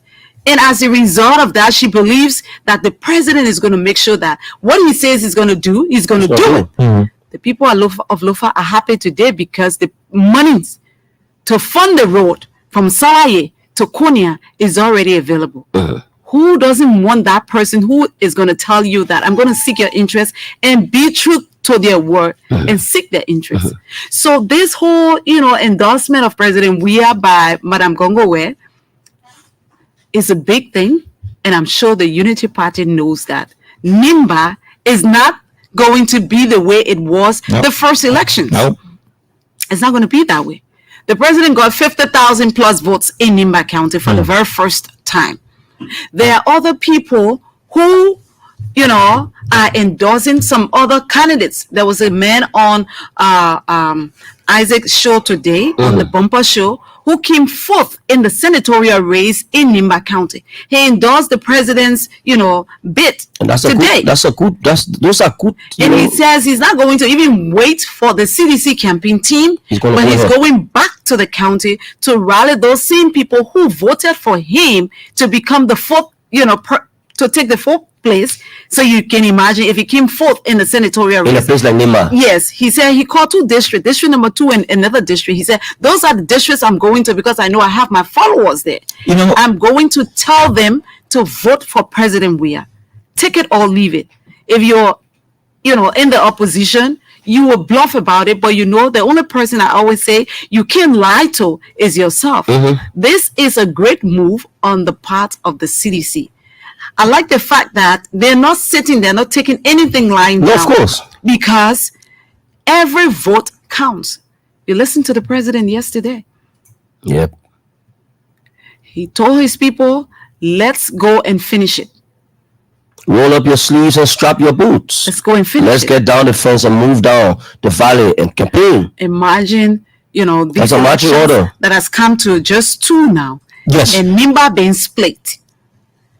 Take it or leave it. I just wanted to. People who came out to vote, we know about, runoff elections in this country. Yep, and exactly. anywhere around the world. The numbers you got, during the first round, people get excited. They want to be a part of the process. But again, people are trucks from one place to another. You're not going to get the same numbers. You're not going to get the same Exactly. numbers. There's a possibility of change, though.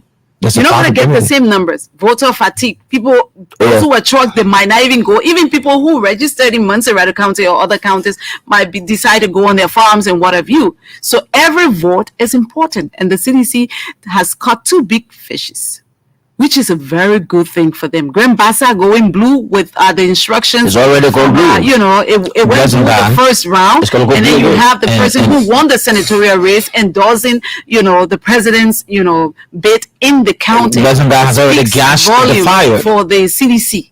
So it tells you that when you have 2 group of people, and I think the Unity Party, whether they like it or not, the thing we can say in Liberia, the people on their farm rule.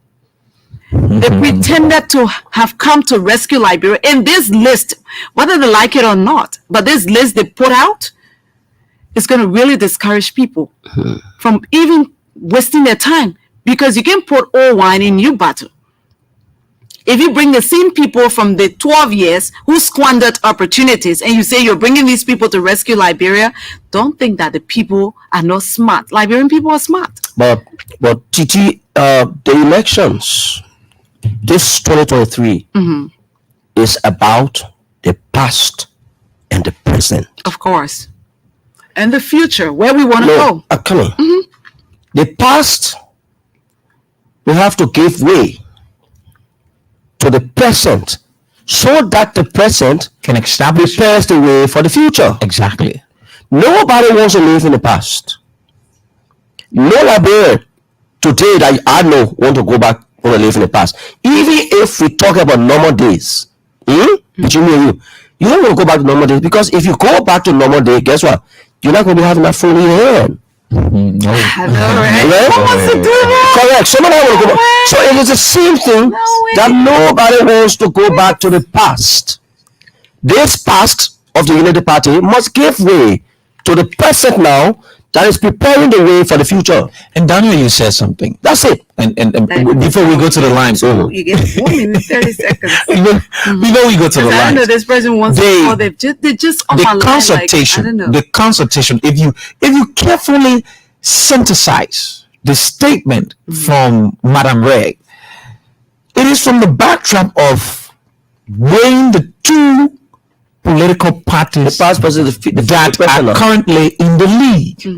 Before such a decision is made, there must be something we call critical thinking, and that was applied by Madam Ray. She said something. She said Liberia from the past has suffered leadership deficit, and comparing the past to this, the present. I think this will be much better off. So she is calling on she is igniting the vigor of the people in Nimba County. Those people who were reluctant at first. She said, let's be rejuvenated and let's go all out.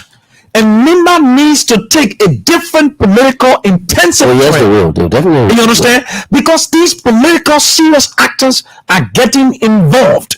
And with their involvement, there is going to be a shift in the political climate in Nimba County. Okay. So watch out. So we're going to open up the lines now for you to make your inputs. And for me, Set the time. 30 seconds for them. Yeah, 30 seconds. If you call, we'll give you 30 seconds Anything more, we'll cut you off.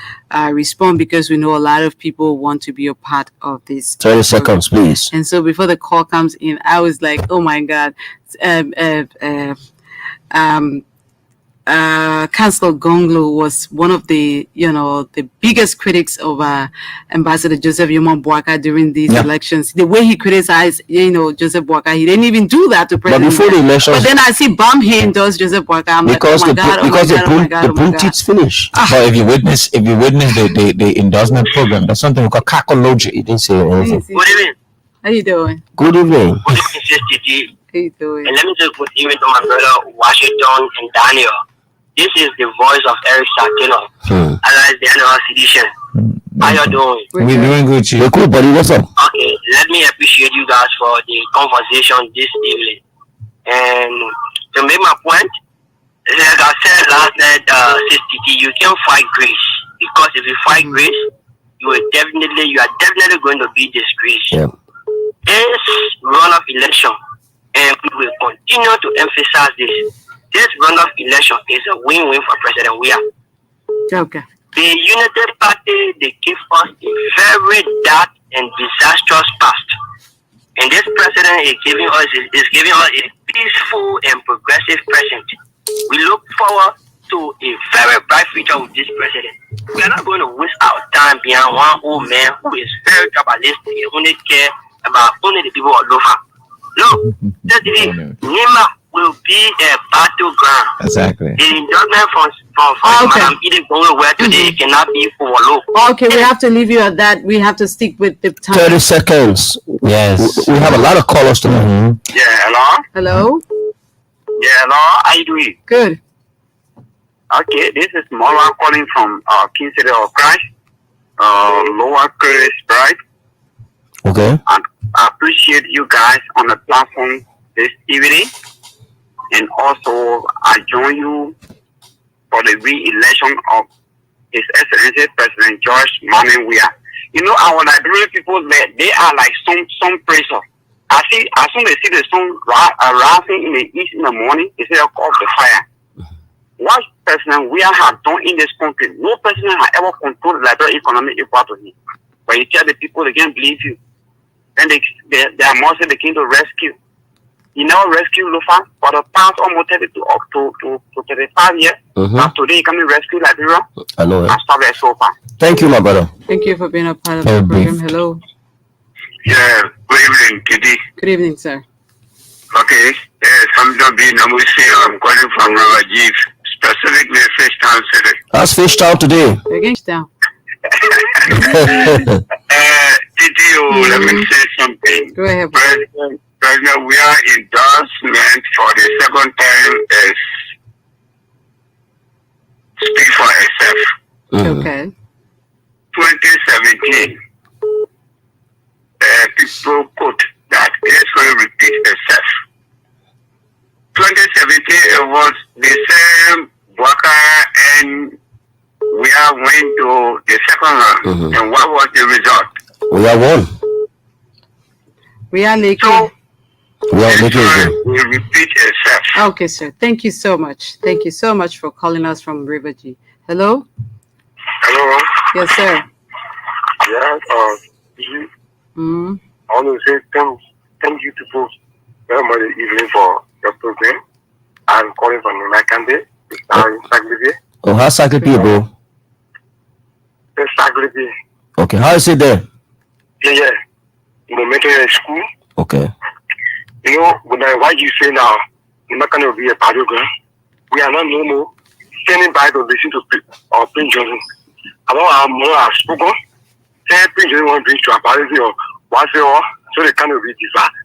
And our mother, all the manners, we are already prepared. We started today to make sure and move from door to door and talk to those people. Don't be a kid with Prince Johnson, and we make sure to re-elect President John Mahara. Thank you. Thank you very much, my brother. That was Thank you so much. Let's encourage other counties to call. I mean, you can call in from other counties. 0770-1926-96 is the number to call, and you'll be live on Open Conversation on ELBC Radio, and we're talking politics. The CDC today, Madam Edith Gongo Ware endorsed President Weah's second-term bid. Hello. Trouble coming. I'm a cousin Peter calling from Maryland County. Let's hear you from What part of Maryland? Yes. Papa up What I wanted to say is, I want to appreciate firstly the people of Nima County for that endorsement, and I want them to also not give up. Let us help us fight the battle. People for we the Marylanders, we are already sure. Yeah. So we are appealing to them. Let them work in line with us. Yeah, they If you may don't mind, so their boots you are look strapped. at it, you don't mind them. The marching order has been given Thank you. today. Hello. The marching order has been given. Hello. President Wayne himself. Hello. Okay. Hello. Hello. My name is Daniel calling from Telegram Pinako. Let's hear you. In support of the Unity Party. Go ahead, Daniel. Let's hear you. Yeah. People, You go done? ahead. Getting me? Yeah, go ahead. We hear you. Go ahead. How you carry yourself? Make your point. Here Here you go. 0770-1926-96. Let's hear you. Good evening. Good evening, Titi. How you doing? Good evening. I'm good, sir. Okay. So thank you for program. The school, the UF, is what really I want to talk about. Okay. I'm going to really like the president for whatever he did. But it was tough, it was not easy. The UF and every other primary schools we mentioned, this is very doing well. And based on that, we'll make sure, I'm calling you from Pommy County, we'll make sure this time around, the economy will change. Thank you. Okay. Thank you so much. Good evening. Good evening. Good. Yeah. So you have to lower the volume of the radio, then you will understand. How you doing? I'm good.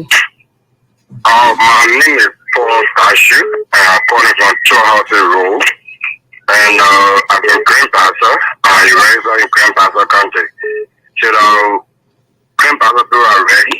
We always stand behind our own father, our own brother, and our own son.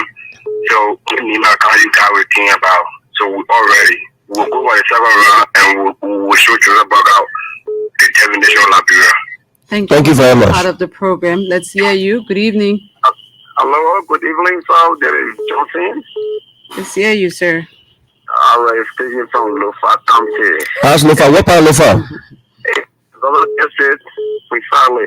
I want to just take this time to ask each and everyone, maybe the Lufian for the first time, but this time around, we are well prepared.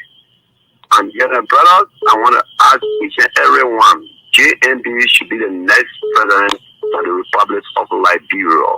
Vote number one. Vote number one on the ballot, man. But I want to do pressing on that ballot paper. Vote number one. Okay. Thank you. Thank you very much. All right. Thank you. Hello. Hello. Hello. You're live. Go ahead, please. Hello. Sir, you're live. Oh. He's slow. This is Ben Judy. I'm calling you from Calling me from where? Maryland County. Okay. Let's hear you. Yes, for us, we Marylanders, we are already resolved because after the 14 years civil unrest, Liberia was devastated, and we don't want to go through that again. So we are already resolved to support the re-election of Ambassador Josh Weah in order for the government of our free land of liberty and continue. Thank you, sir. So we are. Hello. Hello? Good evening. Yes, good evening. Good evening, sir. I'm William B. Chama, President in Morovia, speaking to you. I just want to be grateful for the show tonight. You know, we got much to talk about George. We have re-election. 30 minutes, 30 seconds is not much, but we'll utilize it. Look, everyone is falling. For me, the opposition have made a great mistake. Prince Johnny had no right joining Bwaka in the first round. If they have plan, you have to reserve that plan. But it's a way of God to bring them together, and George, I still flog them to tell you that they are weak. So George, we are going to retain, and we make sure we're going to do all. Thank you for being a part Thank you, of the Jawa. program, sir. Hello? Yes, hello. Yes, hello. Hello. Let's hear you. Good evening. Yes, good evening. We can hear you. Good evening. Go ahead, please. Yes, is this a talk show? Yes, sure. No? Yes. Okay. This is calling from Rehab. Okay. Yes, I listened to your platform. You talk about the re-election of George Weah and whatnot, but I want to tell you that these people that are doing the work on the road and the facilities and whatnot, I think you people need to bring in expertise to do the work. We who up Rehab here, there is no way we can leave our own area to go down the road when it's green. So the road is of no use to us. Secondly, our brothers and sisters who should be having those opportunities where the Indians and the Lebanese and the Fulani are taking place and they are only pushing wheelbarrow around, those are the suffering masses. I hope the person will look into that. We need to let the masses enjoy as he's saying. So those are the things, those who are signing those agreements, they should please get on board to make sure when they are doing something, be done properly so that the citizens will enjoy the money they take to fix the road is a taxes. Hello. Okay, thank you. Okay. Hello. Thank you and good night. Hello. We were talking about that stuff. Hello.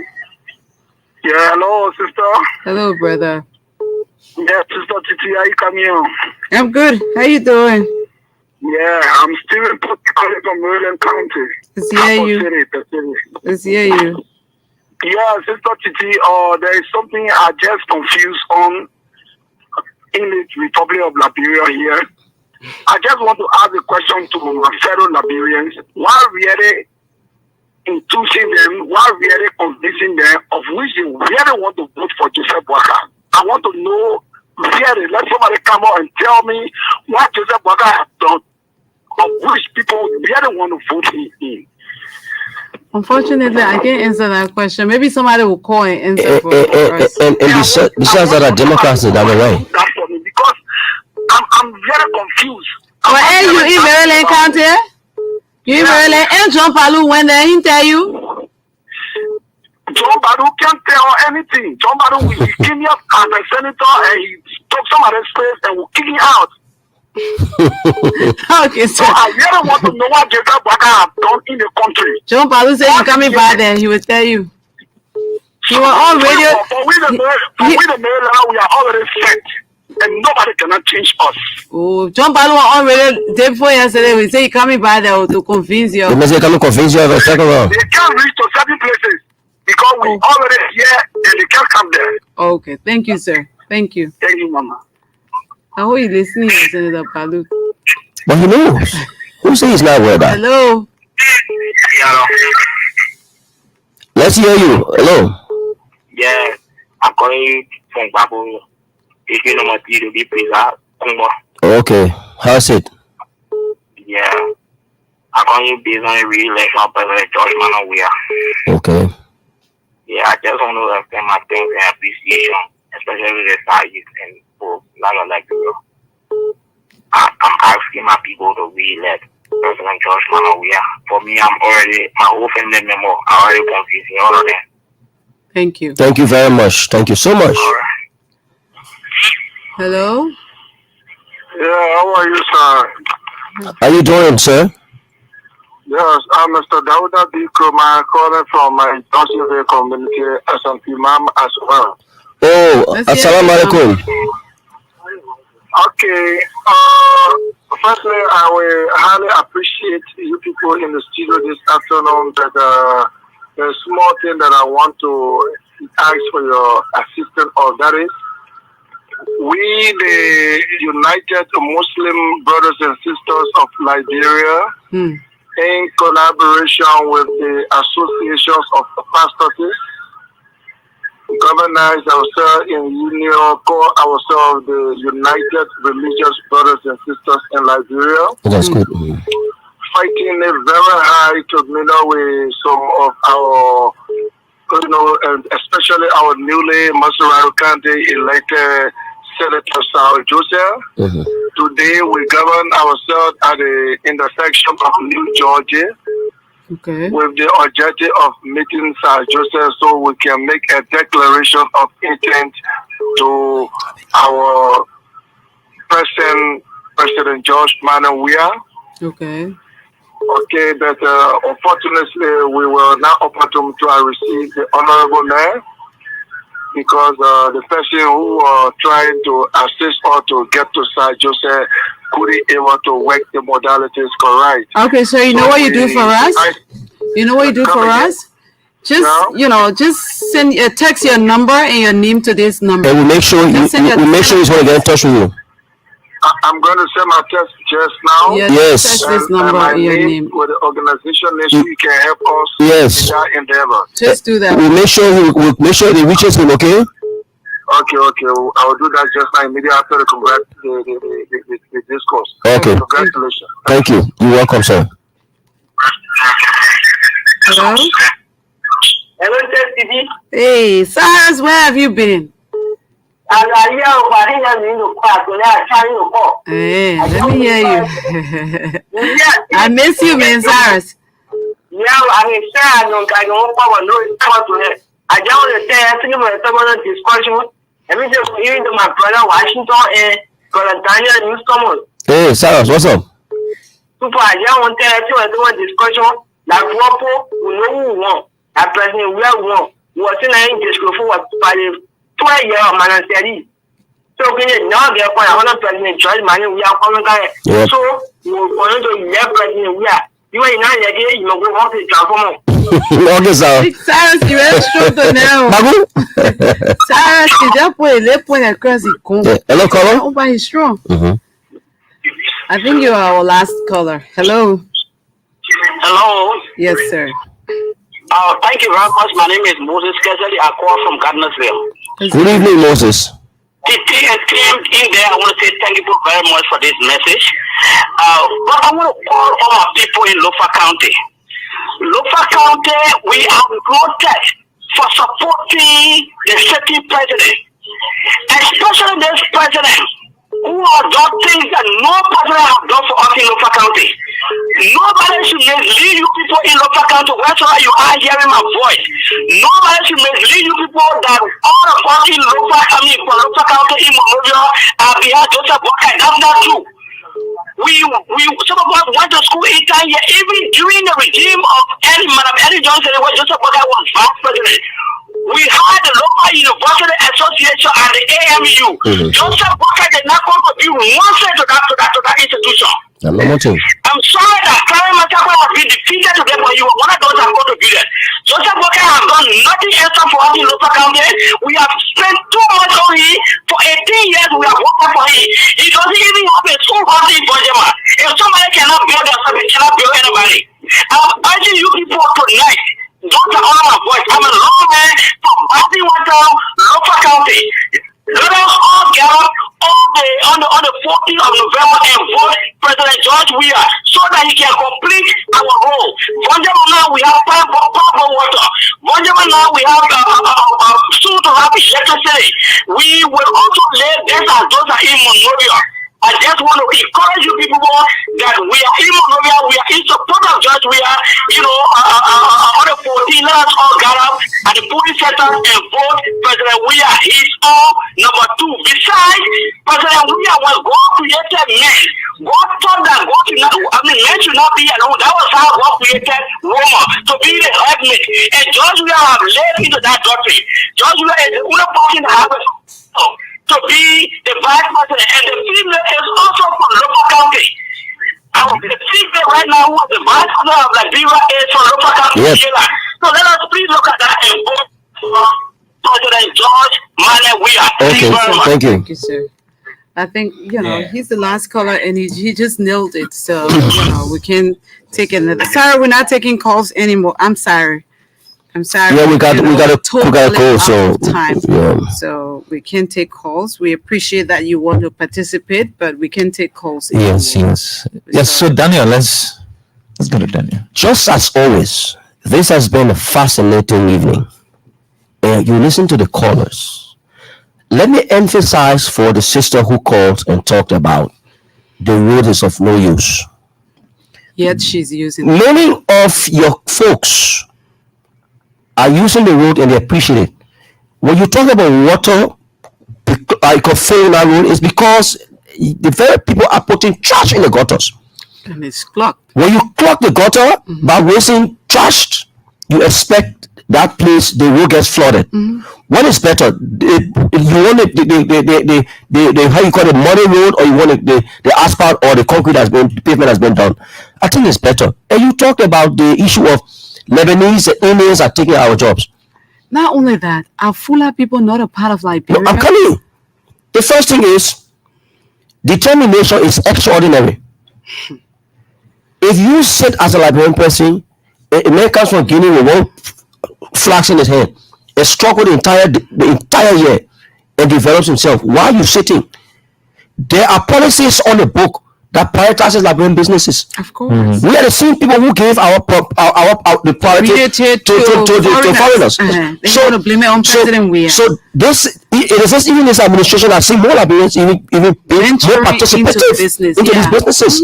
So to come here and say that this government is not recognizing that, I think brothers are wheelbarrow. No, it's just it's sad when people don't see what good you've done for them, and all they do is criticize. Exactly. It's criticize. That kind of criticism. If you don't support, President Weah, it's fine because we're practicing democracy. But for you to come and say something to us that we already know, and you yourself know that, because you're putting dirt in the drainage clogs. So when it clogs, the water will overflow. Exactly. Simple as ABC. And you want the president to go blame it on the president. And you say, those Fulas and those Lebanese. Are the Fulas not Liberians? Are Liberians. They are Liberians. Also, how do you speak about your own countrymen like that because the president is a Fula? You see, it's sad, but again, that's how we are. It's a beautiful one, like Daniel said, and it will always be a beautiful one with these kind of inspiring, topics and conversation. But this is what it is, and we look forward to tomorrow for having a very, very, very intriguing conversation. On this note, we'd like to say good evening to our people, and we also encourage all of you to keep tuned and keep following and keep watching. My name is Washington. And have yourselves a wonderful night. Daniel? Nothing new for me. Okay, so thank you so much for joining us.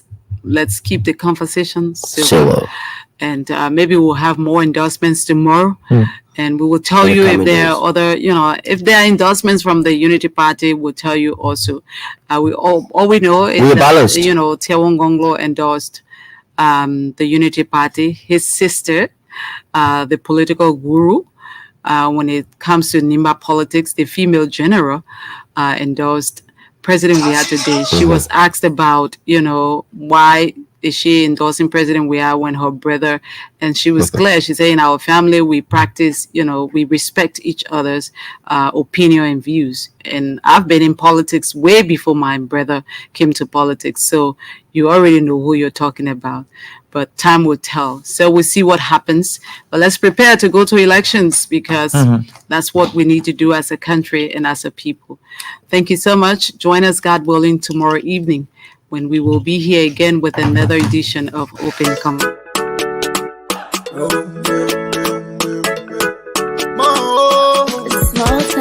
From the east to the west, north to the south, let's come together. I know. They say you're not there, we stand, if I there, we fight. If we not celebrate, we do it for you. While are you forgetting that? You for love, I can't take it. While are you for me, what says? I'm a bad way on your crib, I have a funny fine way. Tabila, crib,